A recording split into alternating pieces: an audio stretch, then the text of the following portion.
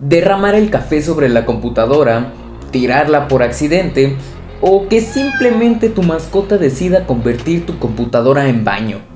Son tan solo 3 de los problemas más recurrentes que ocurren con una computadora y de los más estresantes, pero no te preocupes, porque son tan solo 3 de los muchos problemas que resolvemos día con día. Reparamos tu computadora y no hay excusas porque el diagnóstico es totalmente gratis. Aparte, el 90% de las reparaciones se pueden hacer en domicilio. Agenda una cita rápido y fácil dando clic en el botón de abajo.